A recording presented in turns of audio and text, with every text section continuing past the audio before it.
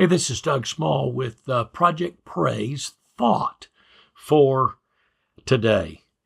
Arthur John Gossip said, "We can do nothing," we say sometimes. "We can only pray." And he said, when we make this kind of comment, well, I can't help you out that much. I can't give you anything, but I can pray. It's kind of with a resignation that prayer is a second best. It's a precarious second best, he says.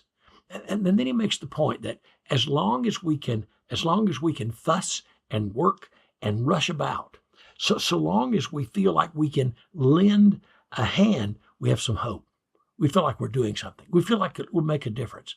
Because really, when it comes down to it, our faith is not in God. It's in our own noble but misplaced human effort. And he goes on to say, if we can't do a certain thing, then we fall back on God. We fall back on prayer. And that's when things are really, really critical, because we don't pray until that time. Really, that should be the first thing we do.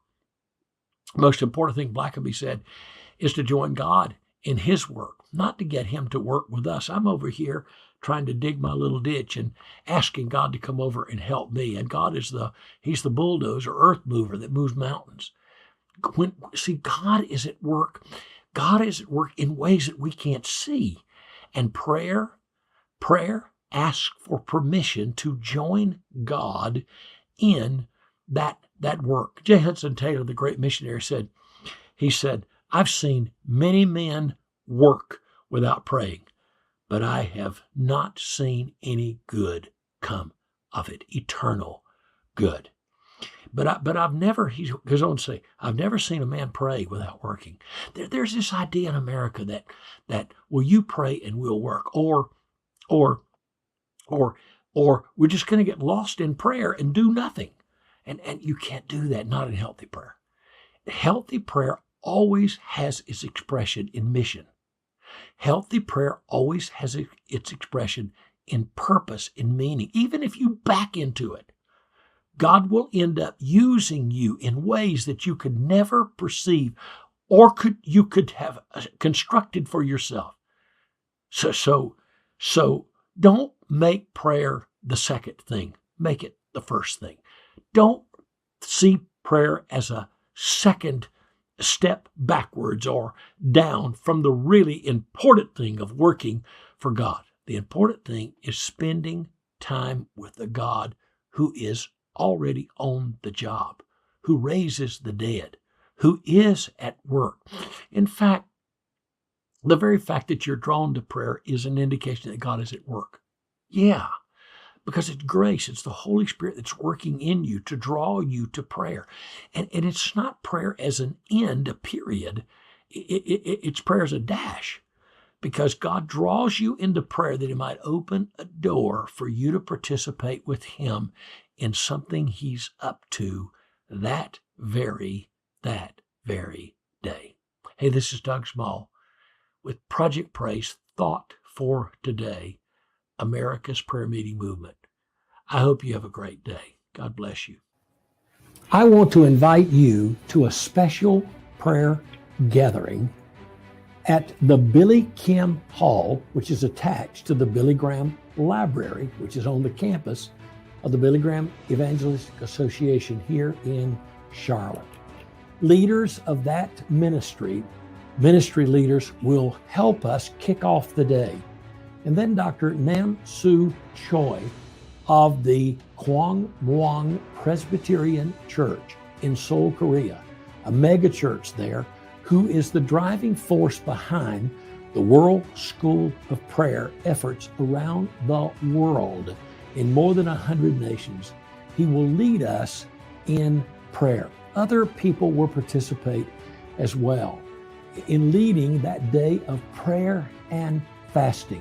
There'll be special events the night before and a wrap up the morning after. of February 8 and 9.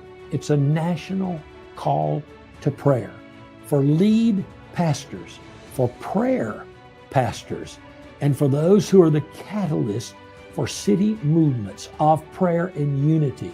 50 years ago, Billy Graham went to Seoul, Korea for a crusade, and it changed that nation.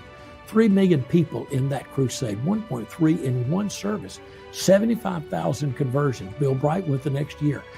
And they believe as God changed their nation from poverty to the 10th most robust economy in the world, the largest Christian churches in the world, located in Seoul, Korea, prayer mountains everywhere in that nation of South Korea. They believe as God changed their nation, God could change America. In fact, they believe that Billy Graham's coming was a sign. So 50 years, 49 years, 7 Sabbaths in 50 years, and now this next year, 51 years, they're sending teams back like bread on the water to pray here in America. So we want to join that spirit of prayer, that passion for prayer.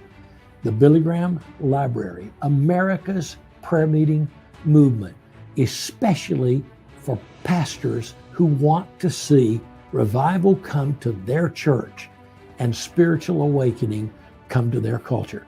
You know, when Dr. Choi began, he had less than 10 people meeting in a basement. And God said, if you'll be a man of prayer, I'll open the door to the nations. And that's exactly what he did. You begin in a garden, but God always has the globe in mind. Join me in Charlotte for this special day of prayer.